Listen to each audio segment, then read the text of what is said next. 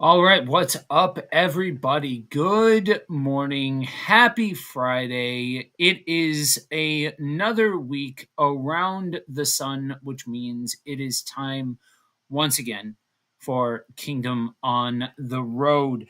This week, we are going to accomplish a first, likely, unless something happens, where we are going to motor our way through an entire book of the Bible. If you are new to the show, the way this works is we read the Bible and then talk about it.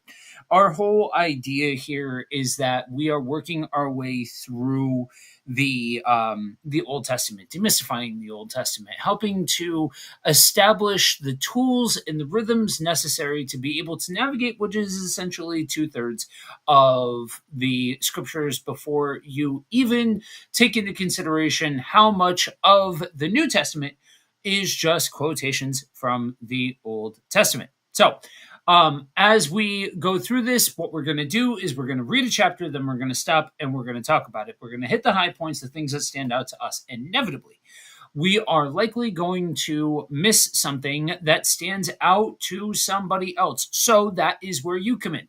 As you are watching along, as you are following along, you will find that wherever you are tuning in from, you've got a gimmick called the comment section.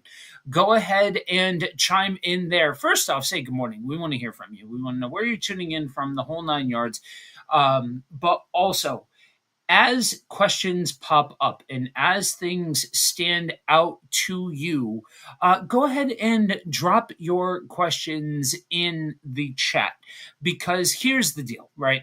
When we're going through stuff like this, we have found that if one of you has the question, that likely means that somebody else has also had the question. And we invite those questions because it's in asking those questions and interrogating the text that we can gain a deeper understanding of the purpose and intention of the text as a whole. So, like I said, we are likely going to motor our way through. Good morning, glad you are with us. We are going to likely be motoring our way through the entirety of Ruth, which means we are jumping in with Ruth chapter 1. For those of you that are otherwise unaware and have never engaged with the book of Ruth, it is exactly 4 chapters long. And so not incredibly extensive, but certainly plenty enough to mine out of it. So, with that, let's go ahead and jump in. I'm going to be reading out of the NLT. It's kind of the version that we have adopted for now, because generally it's a translation that does well with the narrative approach that we are trying to highlight with the way that we are going through the scriptures to show that this is in fact one continuous narrative that ultimately leads to Jesus. So, with that, let's go ahead and jump in Ruth chapter 1. In the days when the judges ruled in Israel, a severe famine came upon the land. So a man from Bethlehem in Judah left his home and went to live in the country of Moab, taking his wife and 2 sons with him. The man's name was Elimelech. Let's try to untangle the tongue this morning. And his wife was Naomi. Their 2 sons were Mahlon and Chilion. They were Ephraimites. I haven't done this for a couple of weeks, guys. From Bethlehem in the land of Judah. And when they reached Moab, they settled there. When Elimelech died and Naomi was left with her two sons. The 2 sons married Moabite women. One married a woman named Orpah and the other a woman named Ruth. But about 10 years later, both Mahlon and Chilion died. This left Naomi alone without her two sons or her husband. Then Naomi heard in Moab that the Lord had blessed his people in Judah by giving them good crops again. So Naomi and her daughters in law, got ready to leave Moab to return to her homeland. With her two daughters in law, she set out from the place where she had been living, and they took the road that would lead them back to Judah. But on the way, Naomi said to her two daughters in law, "Go back to your mother's homes, and may the Lord reward you for your kindness to your husbands and to me. May the Lord bless you with the security of another marriage." Then she kissed them goodbye, and they all broke down and wept. "No," they said, "we want to go with you to your people." But Naomi replied, "Why should you go on with me? Can I still give birth to other sons who could grow up to be your husbands? No, my daughters, return to your parents' homes, for I am too old to marry again. And even if it were possible and I were to get married tonight and bear sons, then what? Would you wait for them to grow up and refuse to marry someone else? No, of course not, my daughters. Things are far more bitter for me than for you, because the Lord himself has raised his fist against me." And again they wept together, and Orpah kissed her mother in law goodbye. But Ruth clung tightly to Naomi. "Look," Naomi said to her, "your sister in law has gone back to her people and to her gods. You should do the same." But Ruth replied, "Don't ask me to leave you and turn back. Wherever you go, I will go. Wherever you live, I will live. Your people will be my people, and your God will be my God. Wherever you die, I will die, and there I will be buried. May the Lord punish me severely if I allow anything but death to separate us." When Naomi saw that Ruth was determined to go with her, she said nothing more. So the two of them continued on their journey. When they came to Bethlehem, the entire town was excited by their arrival. "Is it really Naomi?" the women asked. "Don't call me Naomi," she responded. "Instead, call me Mara, for the Almighty has made life very bitter for me. I went away full, but the Lord has brought me home empty. Why call me Naomi when the Lord has caused me to suffer and the Almighty has sent such tragedy upon me?" So Naomi returned from Moab, accompanied by her daughter in law Ruth, the young Moabite woman. They arrived in Bethlehem in late spring at the beginning of the barley harvest. So Ruth is one of those books, right? Because I think you can yeah, it's what I cut my teeth on. The NLT is what I cut my teeth on when I first had my come to Jesus moment. I spent a lot of time in that before heading into other translations and all of that. I definitely think there's room in the conversation, and even the stuff that it is weird about is minimalistic in my opinion, but that's a whole other conversation. So Ruth is one of those books that gets talked about a lot. And because of that, I think some of the shine, the significance, the deeper notes, can get missed, where it just feels like, oh, it's Ruth. That's been talked about at every women's conference known to humanity and mankind. Right. So we don't necessarily need to spend time, but there's interesting things when you understand, like when you nestle this in the context of the ancient world.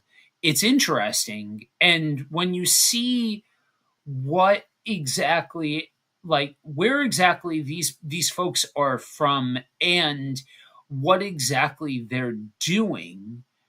I think it's an interesting insight into God breaking what humans can sometimes establish as what should be the paradigm for who and how he operates. Yeah, and I think I think you're right. As we're reading through, Ruth, one of the things that you want to stop and think about, and we've said this over and over again, that w- you need to keep it in its context, and understand, what is the purpose of Ruth? Is the purpose of Ruth to teach us, how to be romantic, how to find our Boaz, which we'll talk about later? Is the purpose of Ruth, to even, describe the marriage vows? Because I've heard, Right. people use the book of Ruth, for marriage vows. Or is the purpose of Ruth to establish, as you said at the top, a connection in this story of the whole story of the coming of Jesus? This is a very interesting track or piece or puzzle piece in the coming of Jesus, that this is a part of telling that story, because that's the story that is much bigger than this. There's some things that you can hone in on when you look at Ruth. Um, One of the things that jumped out at me is kind of the tradition, like, hey, I don't have any more sons for you. Don't follow me. That was interesting. Like, wow, okay. So don't follow me because I don't have any more sons to give you, which again, culturally in this context, that makes sense. For us, it's like, Yeah. whoa, that's some weird stuff, right? But for this context, that makes sense. That they would be following her to see if there's other sons but she says, I don't have any more sons to give you. And to see that, Ruth, her love for Naomi causes her to continue to follow her mother-in-law and say, you know what, I just, I care for you. I've grown to love you. Mhm. I'm connected to you. That's what this is about. And that's why I want to follow you. I want to go where you're going. And a lot of times we take that 16 and 17 and we hear, oh, this is marriage vows, but this it's not marriage vows. These are vows from one young woman to her mother-in-law, saying, hey, you've made such an impact on my life that I want to go where you're going. The other thing that jumped out at me is when Naomi changes her name. She says, don't call me Naomi, call me Mara. And Mara Yeah. literally in the Hebrew means bitter. And she says, for the Almighty has dealt bitterly with me. And now I want to pause here. She says that the Almighty dealt bitterly with her. One of the things that we have to slow down is ask, is this her perspective or is this the case? Because this Yeah. is a person giving their perspective on their life and what's going on here, right? Because people have taken this, and now we have the language in our world that when something goes bad in my life, yeah, the Lord is dealing bitterly. He's teaching me a lesson. He's doing. But is this actually the case? Or is this her perspective because of the events that happened in her life? One of the things that we talk about all the time is that the Bible does not hide the humanity. That this is actually her words. Nowhere does the Bible support, yes, God did this to her, but this is her perspective. And I would ask people to slow down and ask themselves, is this teaching that God does this, or is this Naomi's perspective because of the things that have happened to her? Her, like, just like many of people today will say, God, why have you done this to me? And God didn't do it. Life happened to her. You know, I don't know if you want to get into that, but that was interesting to me when we were reading through it, because I remember reading through it before, but when you said it this time, I was like, ah. So this is another one of those places where people pick up this idea that, yeah, God is doing this to me. He's he's taking this from me, he's taking that from me, and he's doing this to me, and he's doing that to me. But when we read it, it was life. It wasn't until she says, "Don't don't call me Naomi anymore. Call me Mara. Call me bitter, because life is bitter for me right now." Yeah. Yeah. So a couple of comments here. It almost feels like Ruth is a bigger book than 4 chapters. It does. It does because It when you does. look at the ripple effects going forward, and you look at the you actually interrogate the people that are involved and the humanity that's involved, there's a lot. There's a whole lot that is condensed into these 4 chapters. And we've got Kay. Good morning. Glad you are with us. This is my favorite book of the Bible. Man. Um, and then Andrew, it's one of those stories that packs a lot into a short narrative. Same with Esther. Actually, a lot of women's stories are like that. Yeah, that's part of the reason why I made the tongue in cheek joke about how this has been talked about at every single women's conference known to mankind, because it has a way of getting distilled down into bullet points, but in all actuality, there is so much jam packed into the story.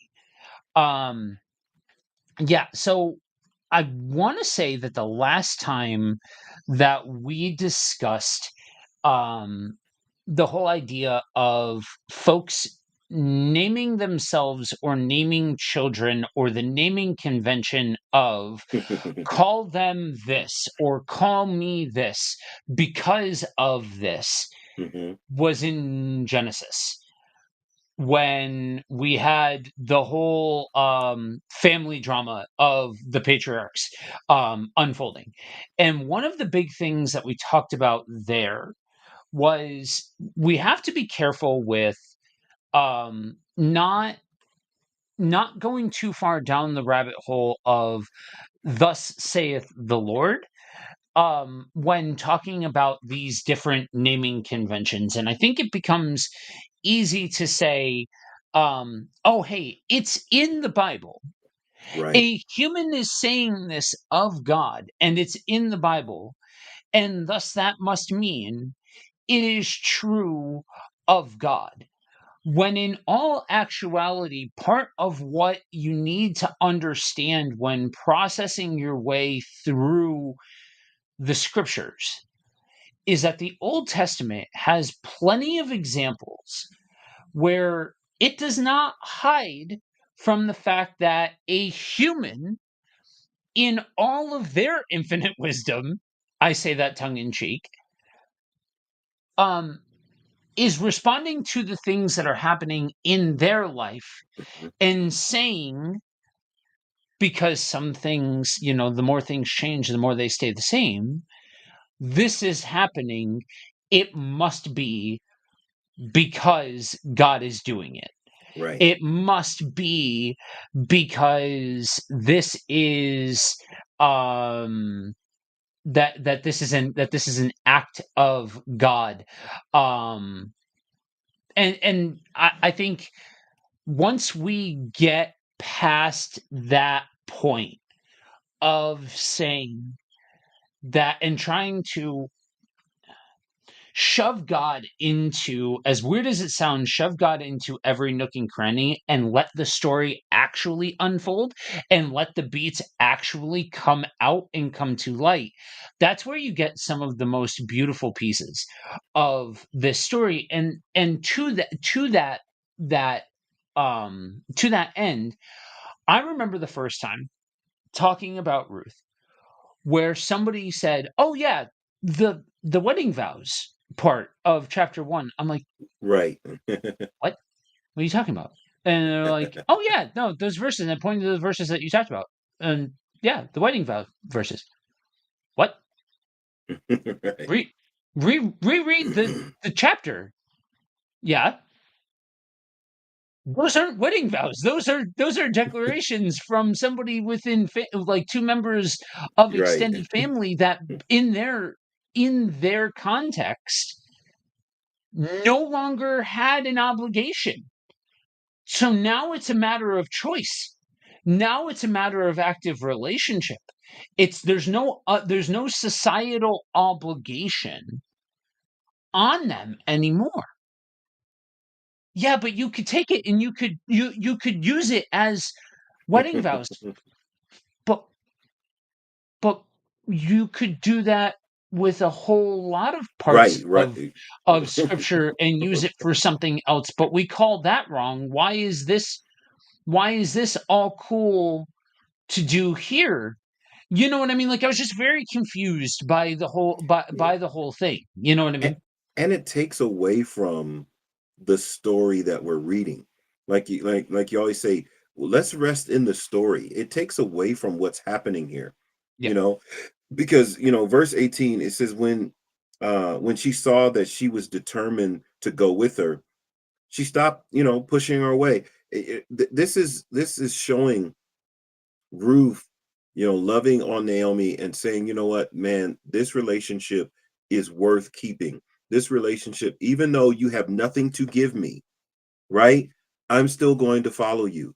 You have nothing, because she said, I don't have any sons to give you. I don't have any. Why do you want to follow me? Well, because I care about you, so I'm going to follow you. And it just shows, this determination of Ruth and the type of person that Ruth is. If we focused in on the type of sorry, that Ruth is, and we would get a whole lot more out of this, because we would just see how powerful her bond is with Naomi, even when Naomi is looking like, I can't do this. I don't want to do this. Ruth says, don't worry about it, I got you, I'm going with you. Me and you, we're rocking till the wheels fall off. And Naomi feels so horrible about her life, you know, and all these things you can relate to if you look at it from the perspective of who they are and say, you know what, there's a lot here that I can relate to. You know, if anybody's ever been through a series of very tragic or troubling, trying events, you may feel like, God, why are you doing this to me? You may have said those words. I don't know. You may have said those exact words, like, okay, you know, God must hate me because of what's happening in my life. It shows that humanity piece, that these are real people having real feelings that you can associate with. Like, wow, okay, this is in the Bible. I thought the Bible would hide that. you know, that God only Yeah. blesses people. God only, this, that, and the other. People never feel like this about God. Well, Naomi's right here in scripture. She feels that way. Does it mean that God is actually doing this to her? I would argue not necessarily. That it doesn't actually mean that God is doing this, but that's how she feels. And that means she's a real person with real feelings.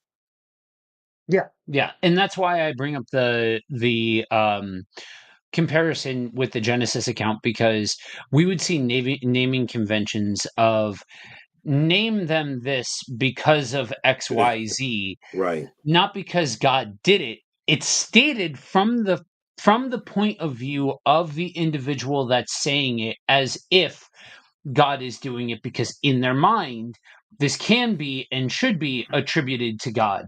However, humans having misconceptions about what God is and is not doing is not in any way, shape, or form a modern concept. I'm just Right. saying.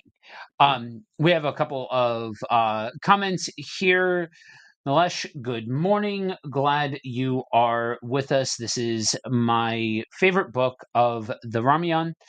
Um, and then Ruth is a real one.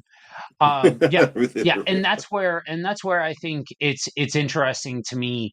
Um, w- I don't know. Like I said, I think there's different principles when you stop trying to make this a love book and you stop trying to read Right. all of these different things into it, and you actually take, like, yeah, no, this is somebody, this is relational connection, and that in and of itself is something worth commenting on and having conversation about, and all of that. I also think, to Nalesh's point, I think it's interesting when you have the different books and stories that show up in different contexts, in different texts, and things like that. To me, even though obviously there's going to be highs and lows and differences and this and that and the whole nine yards when you unpack all of the intricacies and all of that sort of stuff.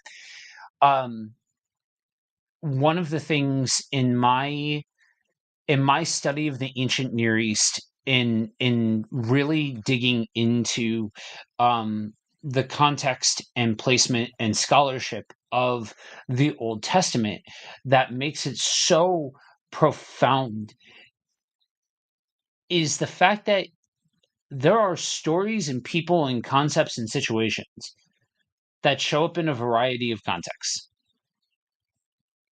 And I just think that's interesting. Um, All right. So with that, let's go ahead and jump into chapter 2 here and keep the story going. Now, there was a wealthy and influential man in Bethlehem named Boaz, who was a relative of Naomi's husband Elimelech. One day, Ruth the Moabite said to Naomi, "Let me go out into the harvest field and pick up the stalks of grain left behind by anyone who is kind enough to let me do it." Naomi replied, "All right, my daughter, go ahead." So Ruth went out to gather grain behind the harvesters. And as it happened, she found herself working in a field that belonged to Boaz, the relative of her father in law, Elimelech. While she was there, Boaz arrived from Bethlehem and greeted the harvesters. "The Lord be with you," he said. "The Lord bless you," the harvesters replied. Then Boaz asked the foreman, "Who is that young woman over there? Who does she belong to?" And the foreman replied, "She is the young woman from Moab who came back with Naomi. She asked she asked me this morning if she could gather grain behind the harvesters. She has been hard at work ever since, except for a few minutes rest in the shelter." Boaz went over and said to Ruth, "Listen, my daughter, stay right here with us when you gather grain. Don't go to any other fields. Stay right behind the young women working in my field. See which part of the field they are harvesting, and then follow them. I have warned the young men not to treat you roughly, and when you are thirsty, help yourself to the water they have drawn from the well." Ruth fell at his feet and thanked him warmly. "What have I done to deserve such kindness?" she asked. "I am only a foreigner." "Yes, I know," Boaz replied. "But I also know about everything you have done for your mother in law since the death of her husband. I have heard how you left your father and mother and your own land to live here among complete strangers. May the Lord, the God of Israel, under whose wings you have come to take refuge, reward you fully for what you have done." "I hope I continue to please you, sir," she replied. "You have comforted me by speaking so kindly to me, even though I am not one of your workers." At mealtime, Boaz called to her, "Come over here and help yourself to some food. You can dip your bread in the sour wine." So she sat with the harvesters, and Boaz gave her some roasted grain to eat. She ate all she wanted and still had some left over. When Ruth went back to work again, Boaz ordered his young men, "Let her gather grain right among the sheaves without stopping her, and pull out some heads of barley from the bundles and drop them on purpose for her. Let her pick them up, and don't give her a hard time." So Ruth gathered barley there all day, and when she beat out the grain that evening, it filled an entire basket. She carried it back into town and showed it to her mother in law, Ruth. Ruth also gave her the roasted grain that was left over from her meal. Where did you gather all this grain today? Naomi asked. Where did you work? May the Lord bless the one who helped you. So Ruth told her mother-in-law about the man in whose field she had worked. She said, "The man I worked with today is named Boaz. May the Lord bless him," Naomi told her daughter-in-law. "He is showing his kindness to us as well as to your dead husband. That man is one of our closest relatives, one of our family redeemers." Then Ruth said, What's more, Boaz even told me to come back and stay with his harvesters until the entire harvest is completed. Good, Naomi exclaimed. Do as he said, my daughter. Stay with his young women right through the whole harvest. You might be harassed in other fields, but you'll be safe with him.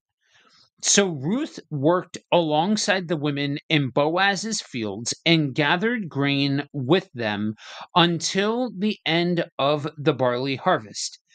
Then she continued working with them through the wheat harvest in early summer.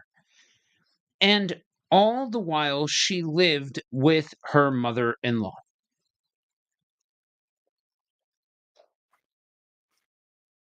Mhm. So, I again, I think in order to really grasp this and really root yourself in what's happening here, you gotta not try to. I'm gonna say, and follow me here because the wording is gonna seem weird. Anthropomorphize any of the people that are here. Now, anybody who's a linguistics expert is gonna say, "What do you mean? They're people." Right, right. But if we are saying you have to find your Boaz, let's Right. say Boaz here for a second. What we've done is we've turned Boaz into a concept. That concept has then become anthropomorphized in the person that you're looking at as if they are your Boaz. You get it? It's taking what is a concept, and mind you, I'm not saying none of this should make sense from an authenticity standpoint, because if you're doing this you're not actually being authentic Right. to the scriptures. That's why there's a little bit of gymnastics that need to take place, because gymnastics are taking place if this is what's Right. happening. And so you have these situations where you can look at Boaz and say you've got to find your Boaz. You can look at Ruth and say you've got to find your Ruth. You can look at these different people and say you've got to find this person, but you're taking a chronology of actual people, reducing them down into concepts, and then taking those concepts and trying to lay them on top of other people. And that's where I think we lose the rabbit on the intricacies that are actually taking place here. Because if you are paying attention and if you've been following along throughout the entire history thus far from Genesis forward, Mhm. there are a lot of concepts that are at play that really do matter, because the reality is a Moabite woman going into a foreign land at a time where the judges were taking place, to say that she could be harassed in another field is like saying it at the most polite that you can say it. And then you have Boaz acting appropriately as is the call to God's people to treat foreigners to the land in a certain way. And that's what we're seeing playing out here. So if we just make it about love, if we just make it about sexual attraction, if we just make it about all of these things, that's why we see, like, if we just make it about that, we miss those deeper cultural notes, and we just make it about, oh, so what you're saying here is Boaz had a thing for Ruth. Right, And so right. Boaz was trying to, do right by Ruth, sort of thing. Well, when in all actuality, this again, this is all stacking on each other. This is all we're doing is taking a story and reading this story, but this story is couched in its placement in the Old Testament and what we've already established. Okay, Andrew said before you jump into it, ultimately, this is why we see so many things with this book or Esther being misused or misunderstood, not resting in the story, taking away the human element of the narrative, just making it all one big allegory. Yes. I'm not sure I would say that this one is necessarily being made into an allegory in the same way that Esther. So for those of you that don't know, one of the seasons that we spent on Buddy Walk with Jesus is walking through the book of Esther and trying and dispelling some of the myths, and as I call, like, we're going to get to Esther here as well. But that's why that, like, there it's another shorter book that is also, like, taken and malformed and taken to mean different things, in a similar way to here, though I don't necessarily think the same thing is happening here than is what's most commonly taking place in Esther. um and then Geo says, I see, and thanks. All right, what do you got? Yeah, yeah. And I like what you said, because at the end of the day, you end up taking away from what we've already learned, and so it's Mhm. as immediately as I see, Esther, doing this thing where she's picking up behind them the stuff that drops behind. My mind goes back to what we've learned, in Exodus or Leviticus chapter 19 is the law of gleaning, right? Verse 9 and 10, it says, when you reap the harvest of your land, you shall not wholly reap the corners of your field, nor shall you gather the gleanings of your harvest. You shall not glean your vineyard, nor shall you gather every grape or vine in your yard. You shall leave them for the poor and the stranger. Stranger here is foreigner, right? He says, I am the Lord your God. So God told them that this is what you're supposed to do. Like you said, if you don't know that that is something that culturally, according to their belief system, they're supposed to do, you're thinking, oh, he's trying to, like you said, woo her or get at her, or, why is he showing her favor like this? Well, number one, because she's in need. Number two, because she is a foreigner or a stranger. And so he's following what he was taught. Number two, Ruth says it, that he is a kinsman redeemer.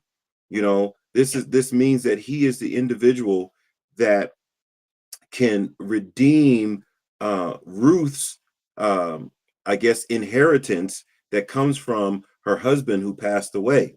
That if they come together, Ruth then gets what is owed to her, which she would not have gotten because her husband is gone. Now, again, this is about their culture. This is not something that we drag forward into our time. This is something that we look at and we understand, and we rest in the story, and we see the cohesiveness and the flow of the overall narrative and how things are fitting together so wonderfully And we can be excited about that. Like, man, this is awesome that we're actually seeing what was taught in the Torah in the first 5 books of the Bible being lived out throughout these other books. They're actually doing these things, they're actually applying these things. And to me, that's exciting to just see it unfold in that way.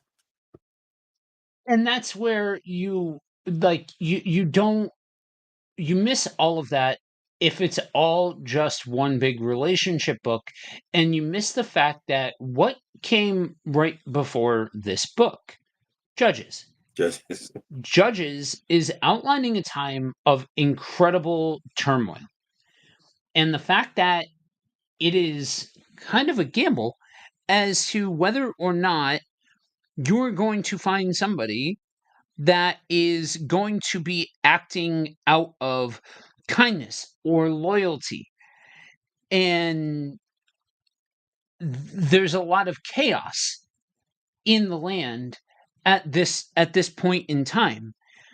And so to see ordinary people, to see the fact that this is reaching outside of the context of the Jewish people and the inclusion of the Gentiles, you miss all of those bigger notes if you're just hyper focused on the relationship piece. And when you take the full spectrum of all of it, that's where this becomes incredibly rich and incredibly depth. And that's why, to go back to a previous comment, it does seem like Ruth is a lot longer than just than just 4 chapters. yeah. And one last thing before you move forward, and I always think that this is interesting to share, is that Moab was the son of Noah Mhm. from the cave. I mean, not Noah, from Lot, sorry, who is a From descendant Lot, of yeah. Noah, right? But he's from Moab is a son of Lot from the cave. When Lot, after Sodom and Gomorrah, goes into the cave, and we know what happened in the cave. We're going to keep it PG. We know what happened in the cave, but out of that cave came Moab, right? And Moab is kind of like, I guess, step cousins, on the other side of the family kind of situation. So in all actuality, Naomi, um, keeping allowing Ruth to come along, Ruth actually is related in a distant way, which is interesting. But again, that's because, hey, let's look at the story as a Right. whole and let's follow the pieces, because that's where the real understanding, where the real excitement is, not in creating, like you said, this romantic story, because this book of Ruth is short, but it's filled with a lot of links to what has happened before. It actually helps us to look back and understand what they were taught and why they're doing things. And if you ask those questions, like, well, why is this happening? Not how can I, find my Ruth? How can I find my Boaz? How am I Naomi? But let's look at what, has come before it and what leads up to it. And this book is rich with Old Testament history. Yeah. Yeah. All right. Let's go ahead and jump into chapter 3. All right. One day, Naomi said to Ruth, "My daughter, it's time that I found a permanent home for you, so that you will be provided for. Boaz is a close relative of ours, and he's been very kind by letting you gather grain with his young women. Tonight, he will be winnowing barley at the threshing floor. Now do as I tell you. Take a bath and put on perfume, and dress in your nicest clothes. Then go to the threshing floor. But don't let Boaz see you until he has finished eating and drinking. Be sure to notice where he lies down, then go and uncover his feet and lie down there. I will tell or he will tell you what to do. I will do everything you say, Ruth replied. So she went down to the threshing floor that night and followed the instructions of her mother in law. After Boaz had finished eating and drinking and was in good spirits, he lay down at the far end of the pile of grain and went to sleep. Then Ruth came quietly, uncovered his feet, and lay down. Around midnight, Boaz suddenly woke up and turned over. He was surprised to find a woman lying at his feet. "Who are you?" he asked. "I am your servant Ruth," she replied. "Spread the corner of your covering over me, for you are my family redeemer." "The Lord bless you, my daughter," Boaz exclaimed. "You are showing even more family loyalty now than you did before, for you have not gone after a younger man, whether rich or poor. Now don't worry about a thing, my daughter. I will do what is necessary, for everyone in town knows you are a virtuous woman. But while it's true that I am one of your family redeemers, there is another man who is more closely related to you than I am. Stay here tonight, and in the morning I will talk to him. If he is willing to redeem you, very well. Let him marry you. But if he is not willing, then as surely as the Lord lives, I will redeem you myself. Now lie down here until the morning." So Ruth lay at Boaz's feet until the morning. But she got up before it was late enough for people to recognize each other. For Boaz had said, "No one must know that a woman was here at the threshing floor." Then Boaz said to her, "Bring your cloak and spread it out." He measured 6 scoops of barley into the cloak and placed it on her back. Then he returned to town. When Ruth went back to her mother-in-law Naomi asked, "What happened, my daughter?" Ruth told Naomi everything Boaz had done for her, and she added, "He gave me these 6 scoops of barley and said, 'Don't go back to your mother-in-law empty-handed.'" Then Naomi said to her, "Just be patient, my daughter, until we hear what happens. The man won't rest until he has settled things today."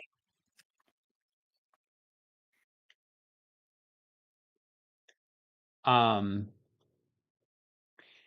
so yeah, it's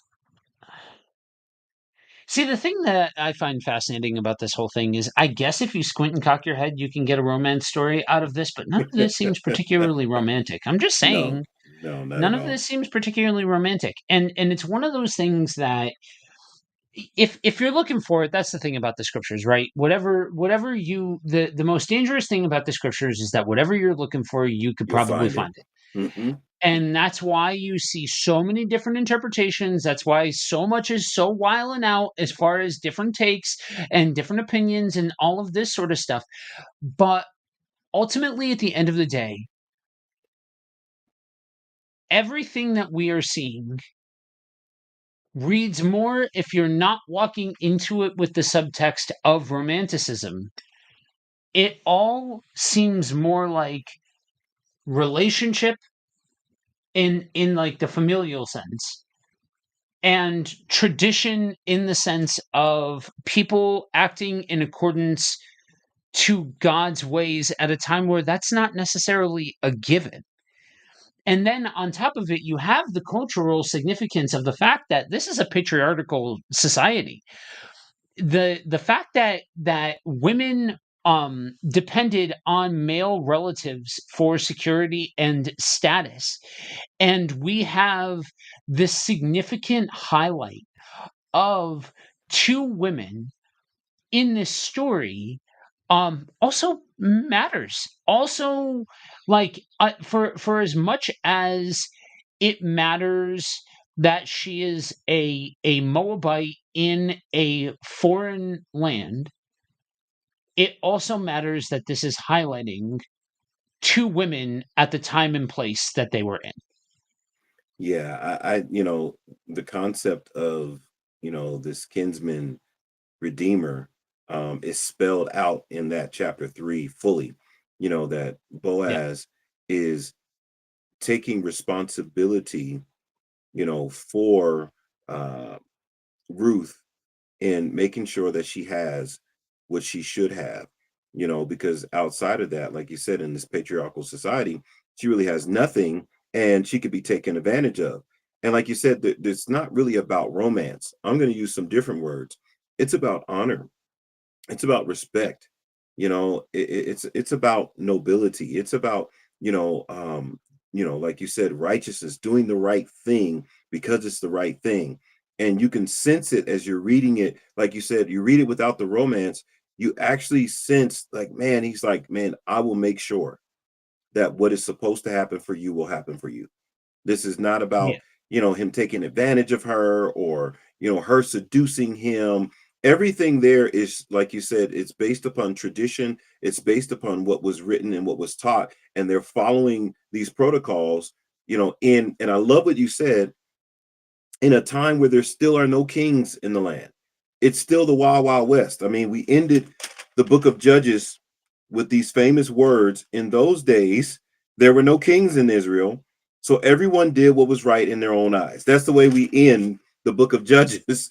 And that's still the time period we're in, is in this period where, people acting nobly, people doing the right thing just because it's the right thing, is almost shocking, you know, yeah, because he could have did what he wanted. He could have taken yep, advantage, but he's not that kind of person. And so, that's what I see here, and it is refreshing to see someone act honorably, and respectfully, and do the right thing because it's the right thing, not because you know somebody's got a gun to their head. But these people are still acting according to what they were taught, and they're doing it without anybody holding a gun to their head. It's really amazing to see that after coming out of the book of yeah, Judges.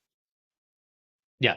Yeah. Geo says no law, no laws, no order, just people's point of view according to their hearts. Exactly. Yeah. Exactly. And so and the one thing that, like, yes, at a human trait level, yes and amen to everything that you said. From a societal level, the soup of the day there is family lineage, land, Mm, property, yes. different things like that.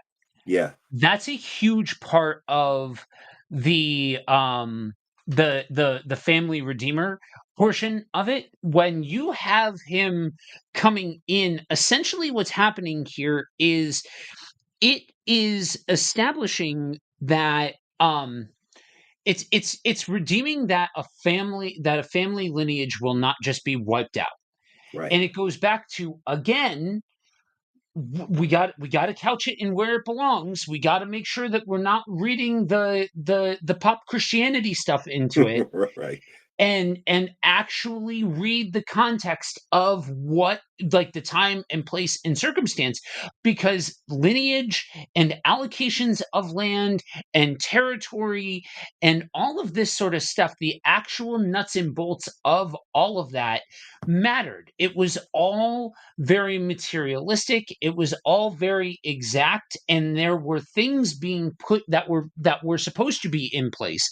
The idea being that, like, we're literally starting from scratch. We're coming out of Egypt here, and we've literally got a group of people that they don't have anything. And so God is helping them establish a way and law and order for creating a nation. And we are seeing that there are people that are trying to hold to these ways of life here and now, and these traditions here and now, at this point, a lot of years after the fact. Because remember, we were in Judges, and Judges, it was it was very sporadic as far as like this happened and then this amount of time took place and then this happened and then this amount of time took place. It wasn't like a this happened and this happened and this happened all within the span of like a year sort of thing. So we have some distance and a lot of chaos and a lot of turmoil. And so nobility and honor and doing the right thing as per the custom, as per the tradition, as per family, as per don't pull it towards a Right. guilt trip to modern day family issues. Don't Right. pull it forward into a guilt trip about doing right by people that all of this stuff that we can grab and we can sermonize and we can turn it into a prescription that says this is how you've got to be in today's world or anything like that. Get rid of all of that. That's all junk. That's all nonsense. Are there things that you can say that, hey, if all of the asterisks are met and you've got a good relationship with family and you care for your family, awesome, fantastic, great. Right. Yeah, that is Right. fantastic, Right. but it's still a different time and context. Even if all of that is true, even if the family portion of it's true, it's still a different time in context. And that and it may sound like we are being sticklers to this idea of different time, different place, and all of that. But you notice something. We are 3 chapters in, and we are getting comments that from folks that, oh hey, I didn't see it that way, or oh hey, like Kay says, this is eye opening. And you notice what we didn't do. We didn't make this a love story even once. Nope. We are making this about the tradition and context that it's in. How do you get there? You get there by couching it in its time and place in context. And that's what matters. Amen. So, all right, let's go ahead and round it out and read chapter 4. Okay. Boaz went to the town gate and took a seat there. Just then, the family redeemer he had mentioned came out. So Boaz called out to him, "Come over here and sit down, friend. I want to talk to you." So they sat down together. Then Boaz called 10 leaders from the town and asked them to sit as witnesses. And Boaz said to the family redeemer, "You know Naomi, who came back from Moab. She is selling the land that belonged to our relative Amalek. I thought I should speak to you about it so that you can redeem it if you wish. If you want the land, then buy it here in the presence of these witnesses. But if you don't want it, let me know right away because I am next in line to redeem it after you." The man replied, "All right, I'll redeem it." Then Boaz told him, "Of course, your purchase of the land from Naomi also requires that you marry Ruth, the Moabite widow. That way, she can have children who will carry on her husband's name and keep the land in the family. Then I can't then I can't redeem it," the family redeemer said, "because this might endanger my own estate. You redeem the land, I cannot do it." Now, in those days, it was custom in Israel for anyone transferring a right of purchase to remove his sandal and hand it to the other party. This publicly validated the transaction. So the other family redeemer drew off his sandal and said to Boaz, "You buy the land." Then Boaz said to the elders of the town standing around, "You are witnesses that today I have bought from Naomi all the property of Amalek, Kilion, and Mahlon. And with the land I have acquired Ruth, the Moabite widow of Mahlon, to be my wife. This way, she can have a son to carry on the family name of her dead husband and to inherit the family property here in his hometown. You are all witnesses today." Then the elders and all the people standing in the gate replied, "We are witnesses. May the Lord make this woman who is coming into your home like Rachel and Leah, from whom all the nation of Israel descended. May you prosper in Ephrath, yeah, and Hmm. be and be famous in Bethlehem, and may the Lord give you descendants by this young woman, who will be like those of our ancestor Perez, the son of Tamar and Judah." So Boaz took Ruth into his home, and she became his wife. When he slept with her, the Lord enabled her to become pregnant. She gave birth to a son. Then the women of the town said to Naomi, "Praise the Lord, who has now provided a redeemer for your family. May this child be famous in Israel. May he restore your youth and care for you in your old age. For he is the son of your daughter in law, who loves you and has been better to you than 7 sons." Naomi took the baby and cuddled him to her breast. She cared for him as if he were her own. The neighbor women said, "Now at last Naomi has a son again," and they named him Obed. He became the father of Jesse and the grandfather of David. This is the genealogical record of their ancestor Perez. Perez was the father of Hezron. Hezron was the father of Ram. Ram was the father of Aminadab. Aminadab was the father of Nahshon. Nahshon was the father of Salmon. Salmon was the father of Boaz. Boaz was the father of Obed. Obed was the father of Jesse. Jesse was the father of David. This, friends, is why you pay attention to the chronologies. And I say this as somebody who used to skim right past that. Right. I so would not pay any attention to the chronology. Like, okay, great, Jesus. That's what we got out of it, Jesus. But like, there's idiosyncrasies in there that really highlight a lot of beautiful stuff if we take time to pay attention to it. Now, the one thing I have to say when reading this stuff is everybody's got big questions, right? When I see God face to face, I'm going to ask these questions and all this kind of stuff. Here's the question that I have: Why are there so many consonants in this language? Anyway, I'm that's a horse of a different color.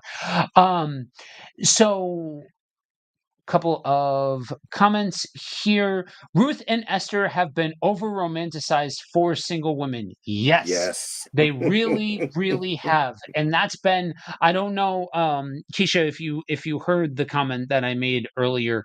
I made a tongue-in-cheek comment towards the top of the broadcast about how this has been talked about at every women's conference known to humanity, because Right. it does. It gets translated into a story of romance, and a lot of times, and again, even with chapter 4, right? Because with chapter 4, that's what we get, like almost like, honestly, the way I've heard this presented is almost like Boaz pulled the bait and switch.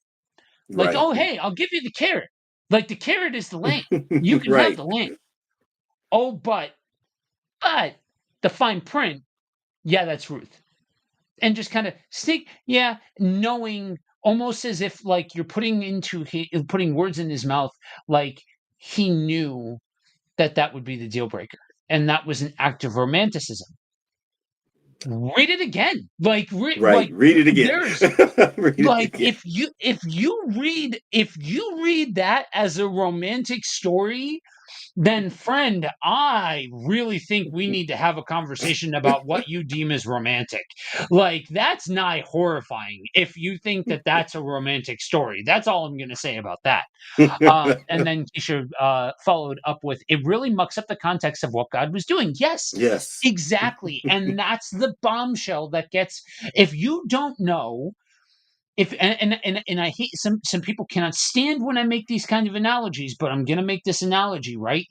Like you're watching a TV show and you got to the end of the episode, right? 5 minutes left. You think that the story's all wrapped up, right? But there's still 5 minutes of runtime left on this episode. Oh, what's Right. gonna happen? What's gonna And happen? you get this bombshell come out of nowhere.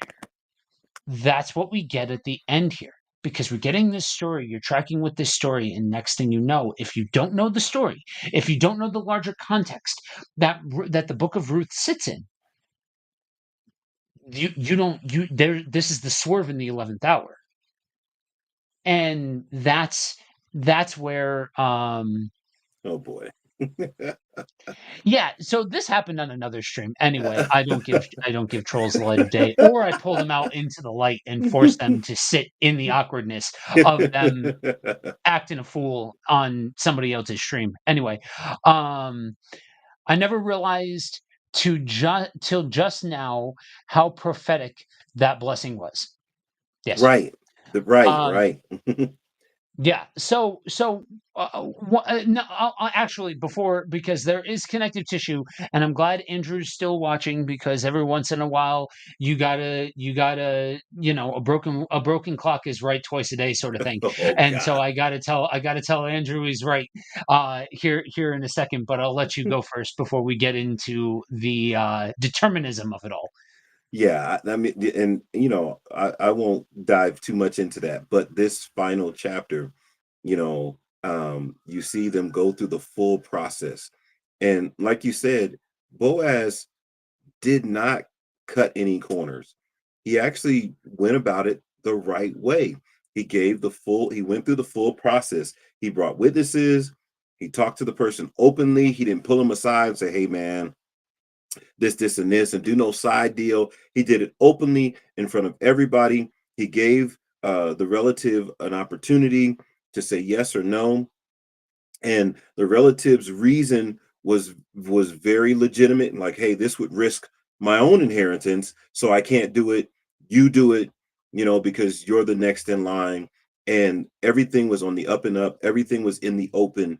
Everything was done according to uh, the tradition or the law that was presented. And again, this is amazing because who's enforcing this? Nobody's enforcing this. And because they're following God's law and his plan, this is God showing divine providence. This is how he's working in this. He's not necessarily saying, "Boaz, go and marry," he's not doing that, right? But through them being obedient to what God has laid out, God is working this thing out for the overall purpose and plan of one day. And we saw it in the genealogy that this was going to lead to David.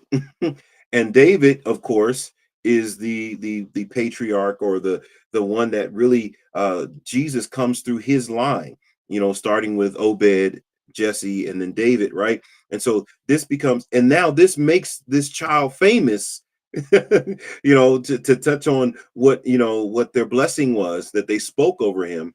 And we see this blessing. I think the first time we seen a blessing like this was I think that was back in Genesis 2. We were reading through uh, uh, Jacob and Esau, and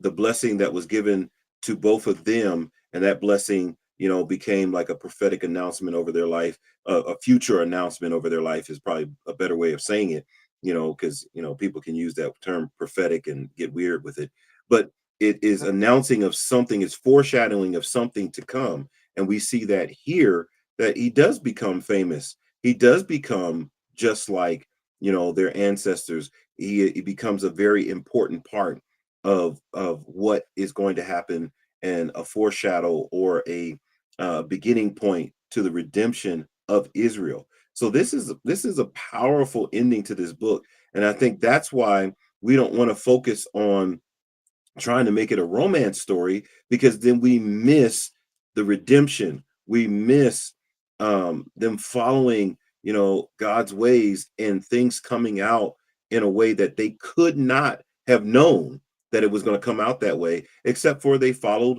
the things that were put in place, and they followed it to the letter. Yeah. Yeah. And that's so the romance angle is part of where you can go haywire with this, but also the determinism factor in this is also where things can go haywire. And that's where I have to, give Andrew his flowers on part of the comparison between Esther and Ruth, where it's presented almost in a way like God is just moving chess pieces across the board. That this person was created and they were put in this time, in this context, and that God is orchestrating his Right. plan without any input from the person. They don't get a they don't get a say in the matter. Now again, every Right. single misconception is born from a sliver of truth. So there's a lot of the road up to the misconception that you're like, okay, yep, no, okay, cool, we're tracking. This makes sense. This makes sense. Until you get to the point where you overemphasize God orchestrating situations and circumstances without the person having the ability to be able to respond And to choose. Yeah. what's happening here. Yeah. Because with Esther, if not Esther, then somebody else. Somebody else. We Right. are seeing what is capable, and if she does not respond to what's happening here, what we are seeing is that this is what is capable, and thus it will happen with somebody else. Somebody else will respond to this, if not her. And with this, we are seeing that at different steps in the journey, at different points in the story, people had a choice that Right. otherwise would have been legitimate. Like otherwise would not have been I don't know, heretical or sinful or Right. whatever word you want to throw in there, because even going back to the first chapter, Naomi um Naomi says, I lost Yeah. my sons. You know what I mean? Like this Yeah. is not like you don't owe me anything. Right. And is not that was not an incorrect statement. Right. And so if Ruth would have just cheesed it, that she would have been well within her rights to do as such. And Boaz, because of the law of the land,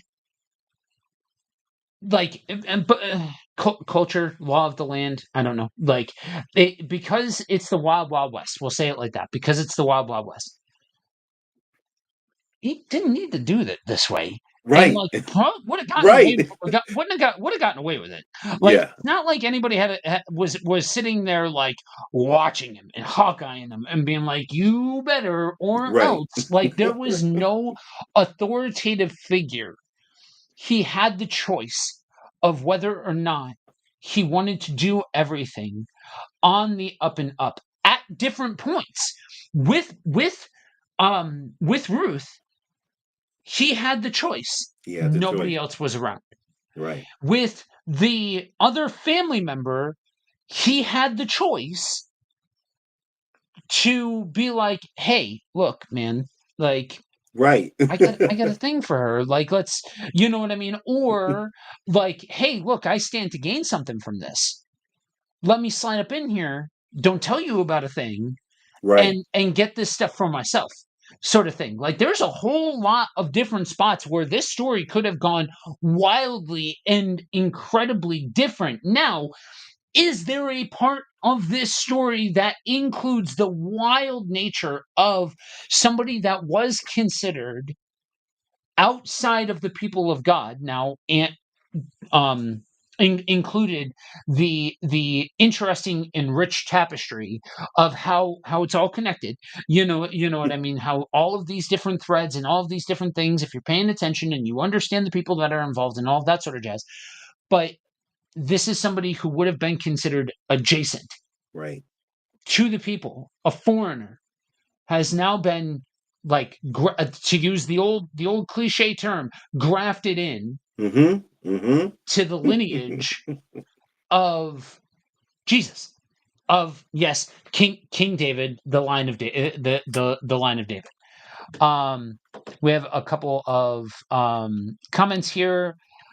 Yes, for whatever reason, we often remove the requirement of submission and obedience to God, and like everything is just predetermined fate. And Same one. then, yes, for whatever reason, It's the we same same thing. one. Okay. Okay. So yes. Absolutely. Like that's one of the things it drives me nuts, because like part of the reason why I don't necessarily get involved in the whole predeterminism free will conversation is because honestly it's a little anticlimactic when I do, because the Right. answer is yes. It's a yes and sort of situation, not an either or sort of situation. You get into weird spots when you try to say God responds to everything as if he doesn't know the actual way it's going to play out, Right. because humans have complete and total agency and complete and total free will, and he doesn't know the beginning from the end, sort of thing, even though like you literally need to ignore the Bible telling you that in order to get there. But Yeah. that's a whole other conversation. Likewise, you need to ignore other parts of scripture if you say that God is orchestrating mindless automatons throughout the entire thing. Like, honestly, if you think that God has orchestrated this to such an exact degree that people are just going forward and riding the rails with zero obedience, just being like, I don't know, cosmically pulled in this direction, then if that's the case and sin still um exists in the world, God's a monster. Like, that's I'm sorry. You got to extrapolate out the thought process. You have to extrapolate out the thought process. Like, if you really are going to go down that road, and that sounds like I'm trying to be clickbaity, that sounds like I'm trying to go the shock jock route and all of that sort of stuff. But if you struggle with the predeterminism of books like this and Esther, then the best way that I know how to confront you about that is to challenge you to extrapolate out what you're saying with that level of predeterministic thought.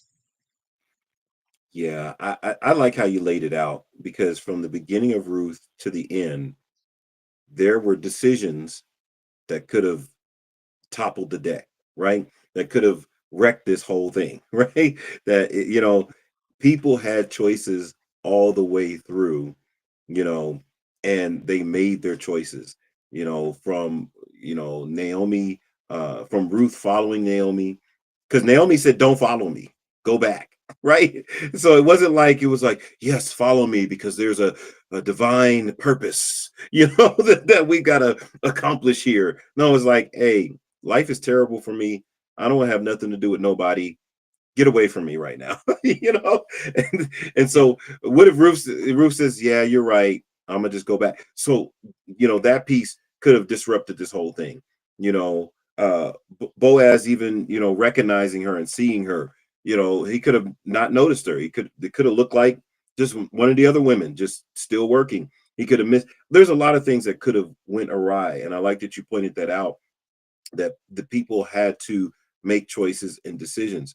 The other piece I think jumps out at me is the fact that, man, at the end of the day, this book, as short as it is, had to be um, written because it's a huge chain link in the big story.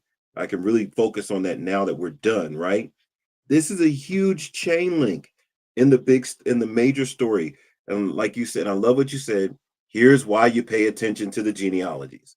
Here's why Yep. you stop and you read through all these hard names and you look at what they say, because they're telling a story that you may have totally missed if you didn't understand all the connectors. And lastly, we had Rahab that we met in the book of Joshua, who was a foreigner who became a part of the line, right?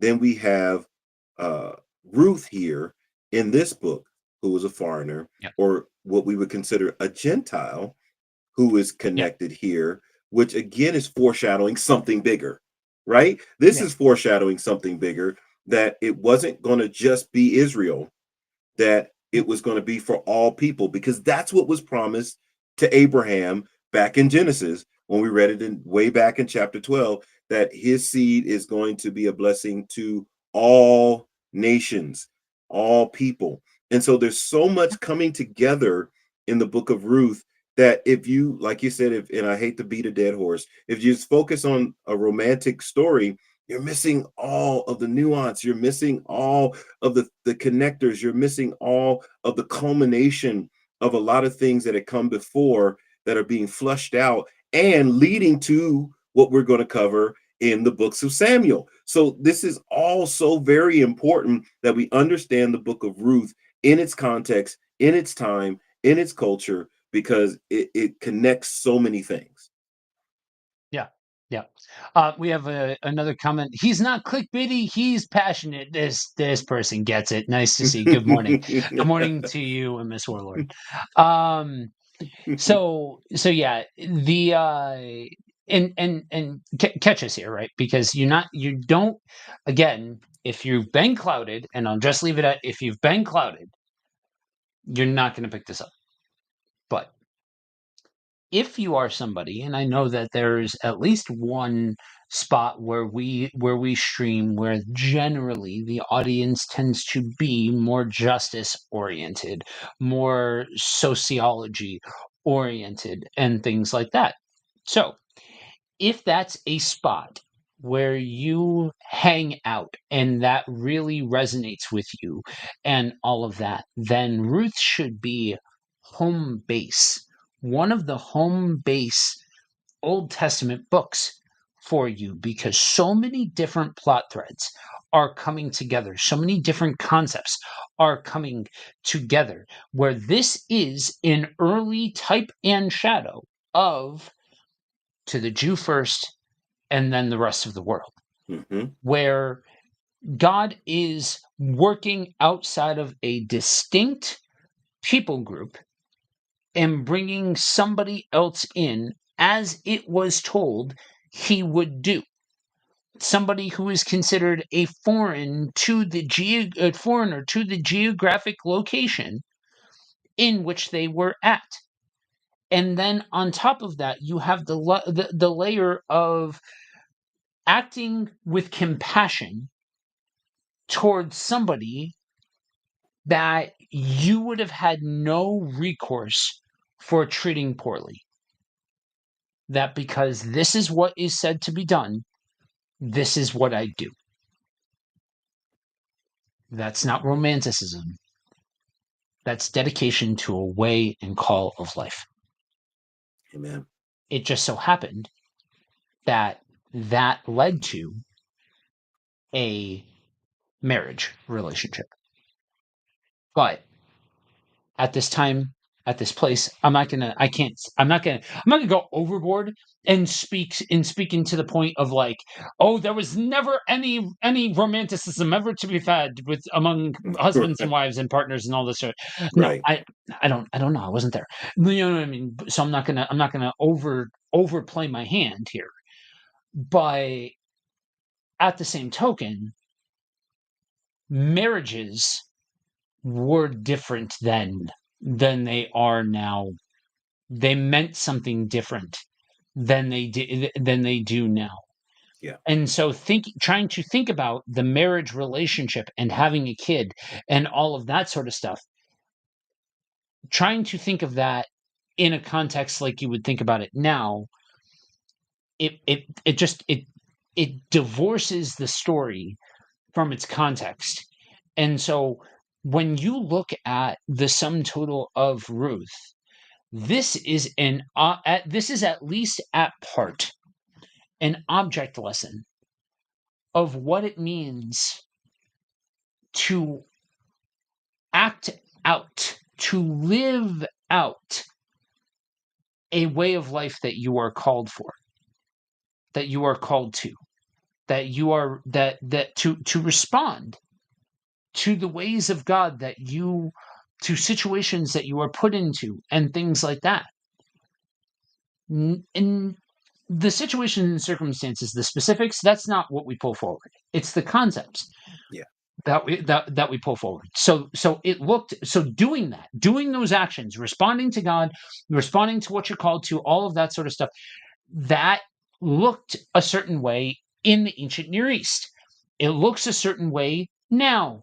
They are not the same thing because a different time and a different place. But this is more so a book about justice and connection rather than a book about romance. Yep. Agreed. Mm-hmm. Amen. So, Well, we knocked that out. yeah. As promised, we tackled an entire book.